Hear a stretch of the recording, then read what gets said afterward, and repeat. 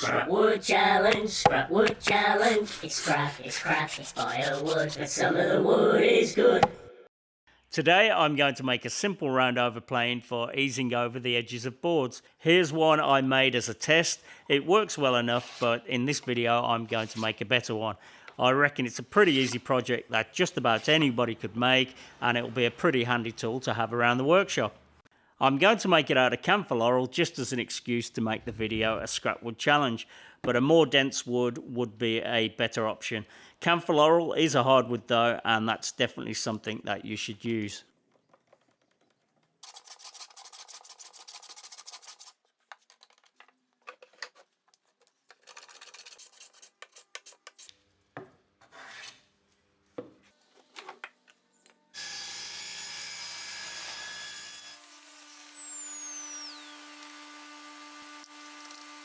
Here I'm cutting about 6mm from either side, leaving around 16mm or thereabout for the middle piece, but it doesn't need to be exact.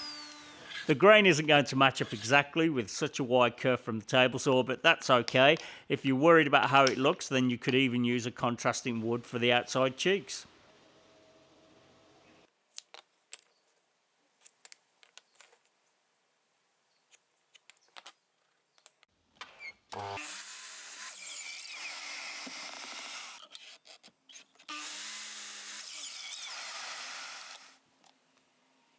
Now I need to cut it down to size, but leaving a little extra, and then I'll trim it to the final size after it's been glued together.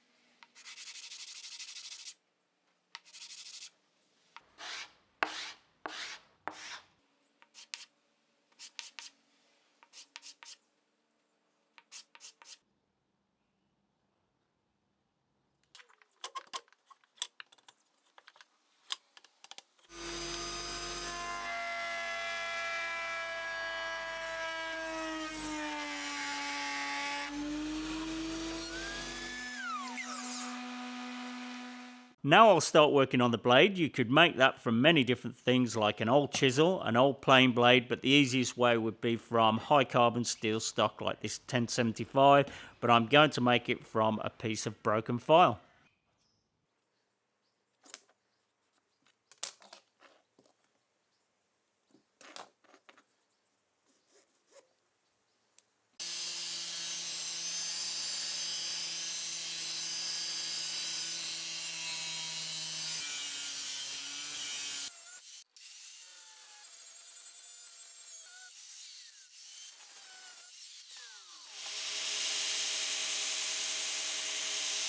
If you don't have a belt grinder, you could do this with an angle grinder. You would need to flatten at least one side, but that wouldn't be too difficult to do by hand. It doesn't need to be neat, and you could leave the teeth of the file on there as long as you have one side cleaned so that can seat on the bed of the plane.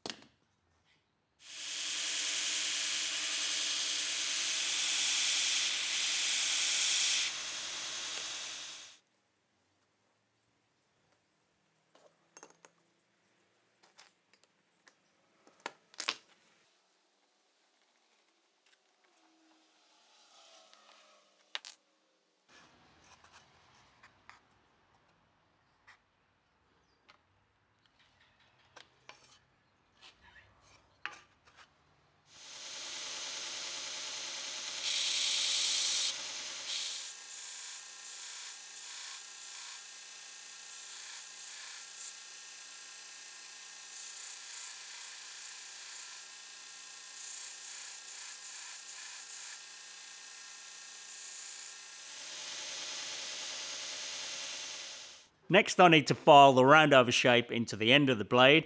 Even though the grinding would have softened the steel, it will still be easier to anneal it. I do that by heating it up with a blowtorch, then letting it cool down as slowly as possible, and a good way to do that is to put it in vermiculite.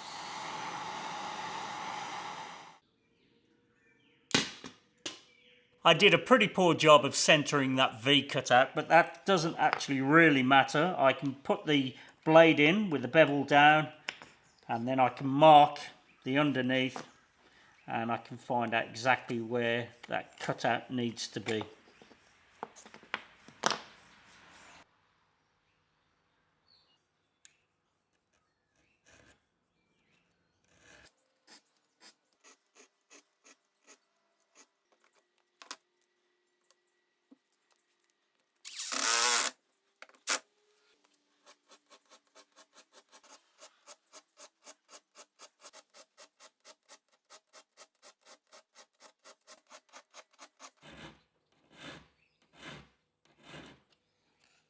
The edge of the bevel doesn't do anything and it doesn't need to be sharp, so I'm taking off the edge with a file.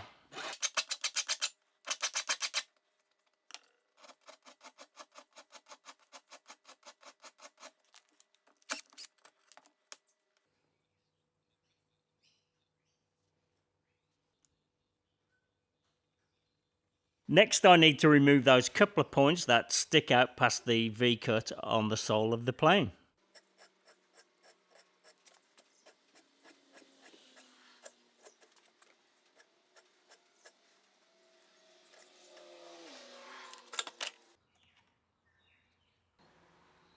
That's closer. It does need a little bit more taking off, but I'll finish it after I've hardened the cutter. And to harden it, I'm heating it up to a cherry red colour, then quenching it in vegetable oil.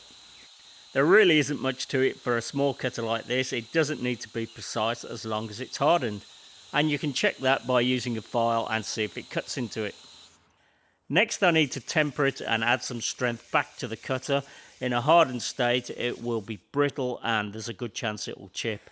After I've cleaned it up so I can see what's happening, I carefully heat it away from the cutting edge and watch the colours run through it. When a deep straw colour reaches the edge, I suspend that by cooling it in water.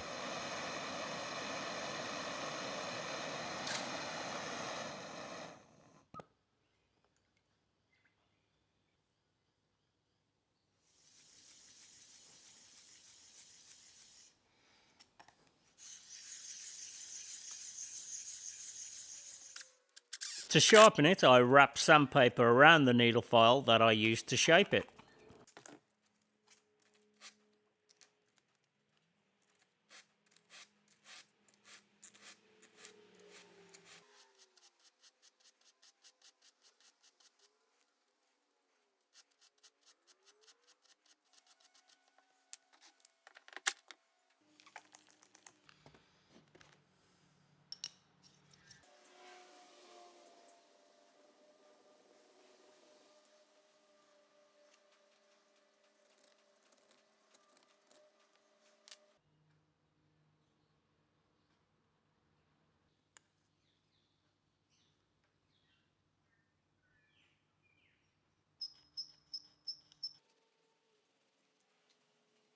On the test plane I used a wedge to secure the blade.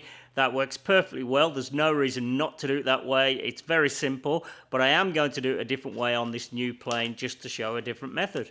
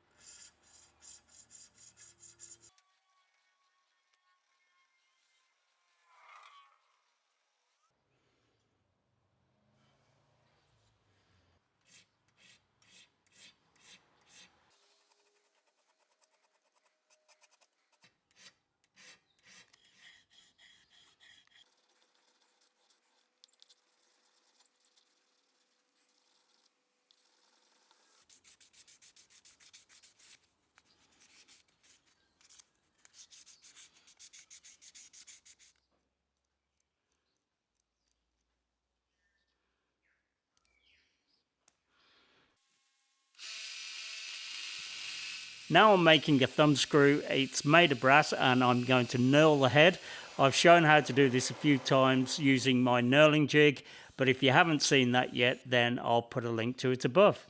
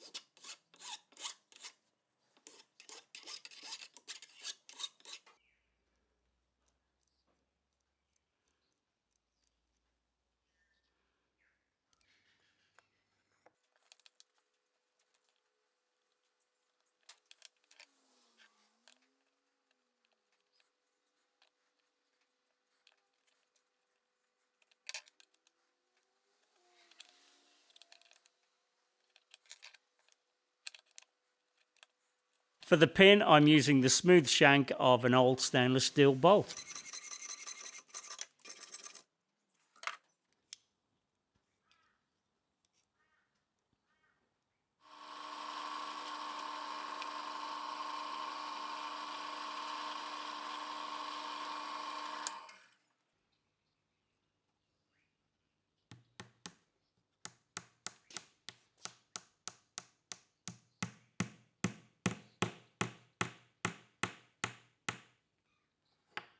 I didn't show it, but I knocked the pin back out and I put a dab of CA glue in there to hold it in place.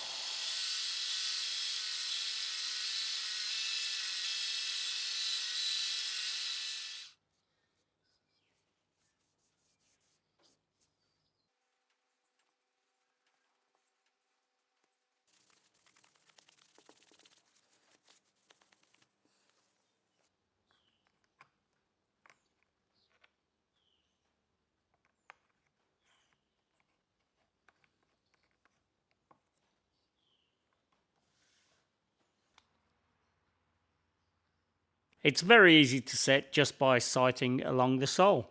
That's now ready, so let's give it a go.